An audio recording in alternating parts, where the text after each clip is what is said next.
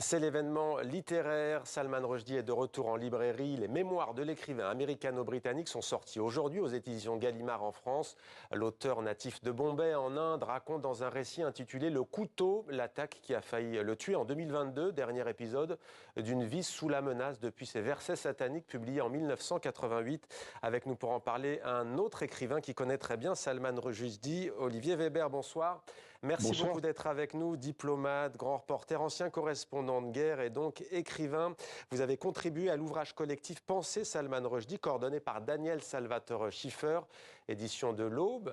Je signale aussi votre nouveau livre De l'esprit de résistance dans la même maison d'édition. On va dans quelques instants voir ce qui s'était passé à cet été de 2012. Mais d'abord, que vous inspire cet événement littéraire? Le titre en lui-même est un événement, Le couteau. Oui, alors c'est un titre violent, évidemment, couteau, et knife en anglais, et évidemment c'est une sorte de catharsis pour Salman Rushdie, donc qui a été l'objet, qui est toujours l'objet de cette fatwa qui est éternelle, évidemment, dans le langage chiite iranien, une fatwa qui, je rappelle, date de 1989, donc ça fait exactement 35 ans, et lui-même qui a été victime, comme vous le disiez tout à l'heure, de cette tentative d'assassinat il y a 2 ans, en 2022. Donc c'est une fatwa qui pèse sur ses épaules, mais ce livre, donc je n'ai lu encore pour l'instant que les extraits, il est drôle parce qu'il raconte évidemment la violente agression dont il a été l'objet dans l'État de New York. Donc on n'est pas loin de la ville martyre de New York, des attentats de 2001. On peut penser qu'il était extrêmement protégé après d'autres tentatives d'assassinat, après une trentaine de déménagements depuis qu'il a fui la Grande-Bretagne et qu'il se cachait évidemment un peu partout, protégé par les services secrets britanniques puis américains. Et puis quand même, cet auteur, cet assassin potentiel donc a pris les devants. Et ce qu'il dit, Salman Rushdie, c'est presque drôle et c'est tout l'humour britannico, on va dire indien, de Salman Rushdie qui représente une sorte de réalisme magique à l'oriental, si on peut le résumer ainsi, mais c'est une verve tellement riche qu'il est difficile de la résumer. Eh bien, il dit ainsi, c'était toi. So it's you. Ainsi donc, c'était toi le tueur. Il l'appelle même dans le livre The Squad Missile, c'est-à-dire en fait le missile accroupi. Il a vu son assassin, évidemment, et je pense qu'il a recomposé son imaginaire, sa mémoire, traumatisée, évidemment, après la tentative d'assassinat. Mais ce livre est en même temps un plaidoyer pour l'humanisme, un plaidoyer pour la liberté d'expression de la part d'un grand écrivain. Alors, on va revenir justement sur cet événement qui lui a inspiré ce livre, Le couteau, où il raconte donc ces 27 terribles secondes de cette agression. On est en août 2022, récit signé Alexandre Malesson. Un prix littéraire et une ovation, un peu plus d'1 an après être passé près de la mort. Salman Rushdie savoure, mais l'écrivain n'en oublie pas le combat de sa vie. Nous vivons une époque que je ne pensais pas vivre de mon vivant, une époque où la liberté, et notamment la liberté d'expression sans laquelle le monde du livre n'existerait pas, est partout attaquée. Par des voix réactionnaires, autoritaires, populistes, démagogiques, semi-éduquées, narcissiques et insouciantes. Et ce depuis que les religions extrémistes et les idéologies fanatiques ont commencé à s'immiscer dans les domaines de la vie auxquels ils n'appartiennent pas. Difficile de ne pas penser à la tentative d'assassinat qui lui aura coûté son œil. 12 août 2022, Salman Rushdie est poignardé à plusieurs reprises au cou et à l'abdomen et grièvement blessé lors d'une conférence littéraire aux États-Unis. Très vite, l'opinion publique de nombreux pays condamne l'agression. L'attaque contre Salman Rushdie est une attaque contre la pensée critique, contre la dissidence, contre la créativité, et nous ne la supporterons pas. Les gens devraient avoir le droit de ne pas être d'accord et de débattre des idées. Immédiatement, les yeux se tournent vers l'Iran. Salman Rushdie est une cible du guide suprême iranien depuis la publication de son roman en 1988, Les versets sataniques, jugés blasphématoires. Une fatwa est même émise par l'ayatollah Khomeini. Cet avis juridique demande aux musulmans, où qu'ils soient dans le monde, de tuer le romancier et ses éditeurs. Si les attaques contre les versets sataniques avaient influé sur mon écriture, cela aurait été une terrible défaite. Il était très important pour moi de continuer à écrire comme je le voulais, de continuer mon travail d'écrivain. Une passion gardée intacte malgré l'attaque d'août 2022, dont l'Iran a nié toute responsabilité. Cette agression désormais couchée sur papier dans son nouveau livre. Et dans ce livre, Olivier Weber, voilà ce que dit Salman Rushdie. Ne soyez pas étonnés de ne pas voir le nom de l'assaillant mentionné. Et il dit, lui et moi, nous avons eu 27 secondes ensemble. C'est tout, pas besoin de lui accorder davantage de mon temps. Voilà ce qu'il a dit à CBS. Et on retiendra aussi cette phrase, mon couteau, c'est le langage.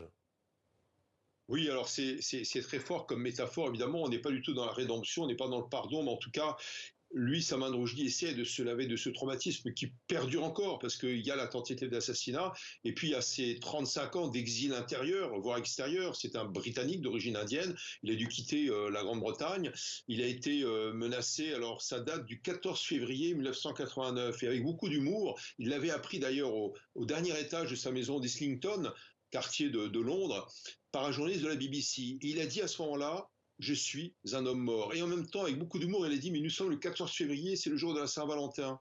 Je suis en train de divorcer, j'aurais voulu avoir une autre nouvelle. Et voilà, c'est tout l'humour de Salman Rushdie, qui essaie de se relever. Alors il dit, ça n'a pas influé mon écriture. Il le dit modestement, mais bien sûr que si, bien sûr que si. Mais en tout cas, son combat, c'était de rester debout, de dire non donc à cette tentative d'immobilisation, cette fatwa qui est une fatwa physique, donc une fatwa de demande d'assassinat, qui est éternelle encore une fois, à durée indéterminée. Mais en même temps, une fatwa de censure, c'était aussi pour dire de la part de l'ayatollah Khomeini, tu n'écriras plus jamais de ta vie. Et en fait, Salman Rushdie nous donne une belle leçon, en fait, que de dire il faut résister à ce genre de fatwa, de décret tyrannique, et rester debout et continuer nos passions. Et vous avez lu les bonnes feuilles de ce livre, et c'est vrai qu'il y a aussi cette anecdote qu'il raconte en disant à nos confrères de CBS, rappelons que l'écrivain est âgé de 76 ans, il avoue avoir fait un cauchemar quelques jours avant l'agression. Il dit s'être vu attaqué dans un amphithéâtre romain, et après cette nuit agitée, dit-il, il avait envisagé de ne pas rendre au festival, à ce festival avant de se raviser.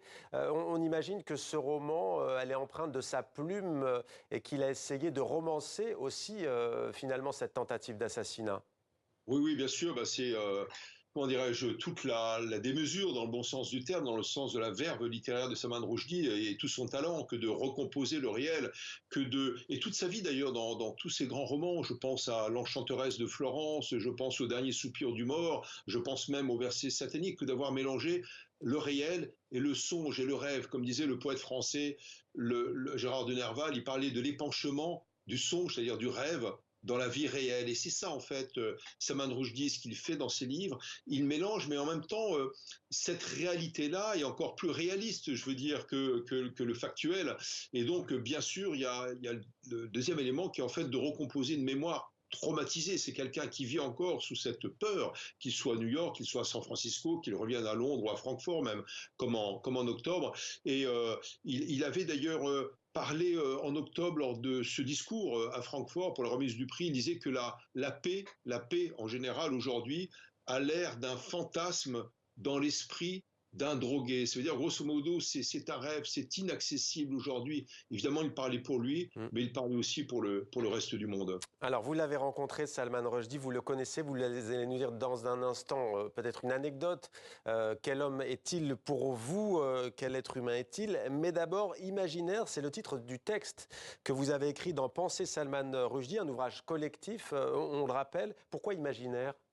Imaginaire parce que c'est ce qu'on disait tout à l'heure, c'est comment avec l'imaginaire il a recomposé le réel, comment deuxièmement après, évidemment, la fatwa, il s'est réinventé une vie quand même, parce qu'il a divorcé entre-temps. Encore une fois, il y a eu ces dizaines de déménagements avec la peur au ventre, même protégé. Et quand je l'ai rencontré la première fois, il était protégé en France par les services secrets français, mais aussi britanniques, qui le suivaient. Et donc, il y avait cette crainte permanente d'être tué, d'être apostrophé, etc. Et néanmoins, il a relevé la tête. Donc, pour moi, c'est un hommage rendu à la fiction. C'est le grand écrivain mexicain Carlos Fuentes qui disait qu'un écrivain peut tout se permettre, un romancier peut tout se permettre. Et c'est ce que fait justement Salman Rushdie. Et c'est fait aussi avec, comment dirais-je, beaucoup d'humanisme, beaucoup d'empathie pour le monde. Alors un souvenir avec Salman Rushdie que vous avez rencontré, quand est-ce, dans quelles circonstances, à quelle occasion?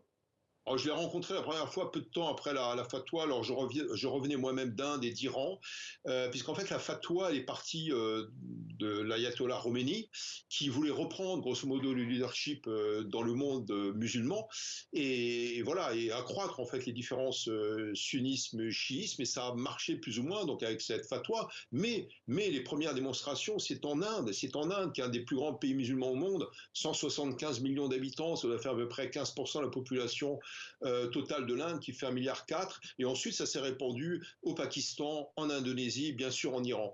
Mais donc je disais justement à Salman Rushdie que je revenais d'Inde et d'Iran, il me posait plein de questions, il était curieux, et je l'ai rencontré également dans les sous-sols du Louvre. On lui avait fait une visite spéciale, on va dire, la nuit, pour qu'il n'y ait pas de crainte. Là aussi, il était escorté par les services secrets français et les services secrets britanniques, et toujours cet œil malicieux, toujours cette envie de s'intéresser aux autres, donc malgré son statut de grand écrivain, qui pour moi, encore une fois, est un écrivain tout à fait nobélisable. Vous avez cité le dernier soupir du mort, expression qui fait référence à l'exil des derniers musulmans du royaume d'Al-Andalus après la prise de Grenade par les rois catholiques d'Espagne en 1492. Quel est votre livre préféré de Salman Rushdie?